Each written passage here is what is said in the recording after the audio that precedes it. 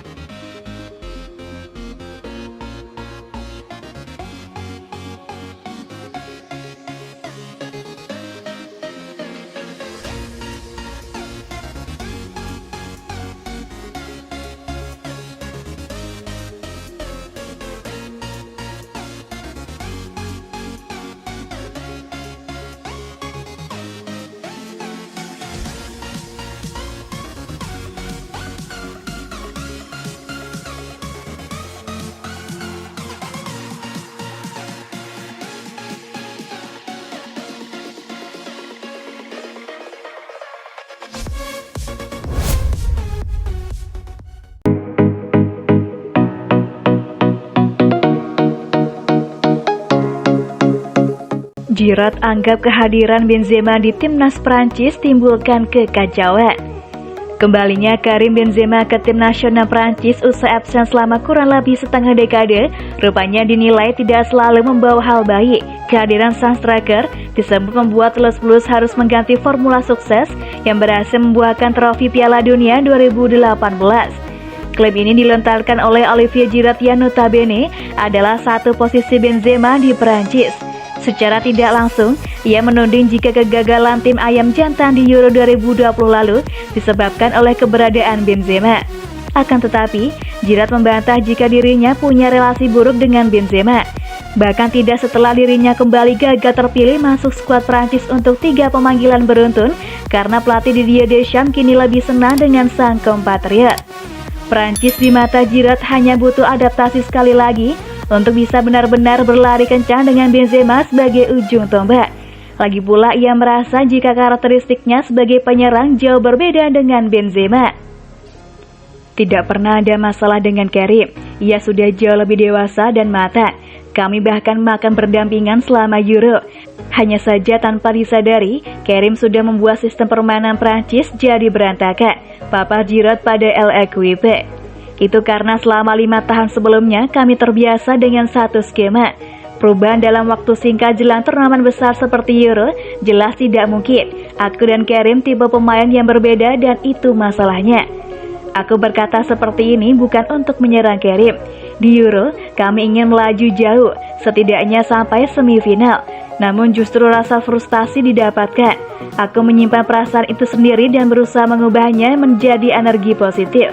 Tambah bomber 35 tahun milik AC Milan tersebut.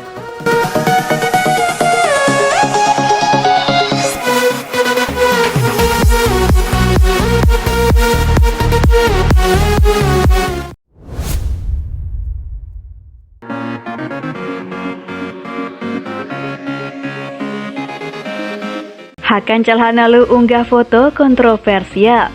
Hakan Calhanoglu mengunggah foto kontroversial jelang pertandingan akbar Liga Italia antara AC Milan versus Inter Milan yang akan digelar hari Senin 8 November 2021 dini hari waktu Indonesia Barat.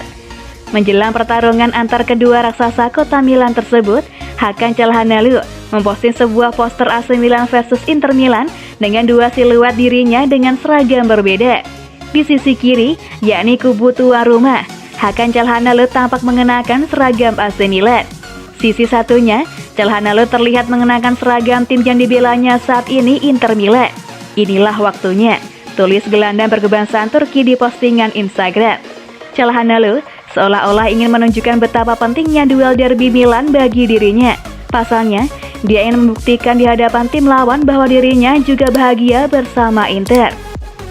Seperti diketahui, Calhanoglu merupakan pemain AC Milan selama periode 2017 hingga musim panas 2021 lalu sebelum memutuskan menyeberang ke klub tetangga Inter.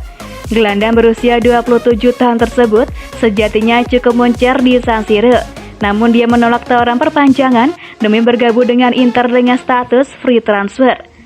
Berkaca pada rekam jejak Calhanoglu tersebut, postingan sang pemain sempat memicu perdebatan di kalangan penggemar antar kedua kubu jelang derby Milan ini.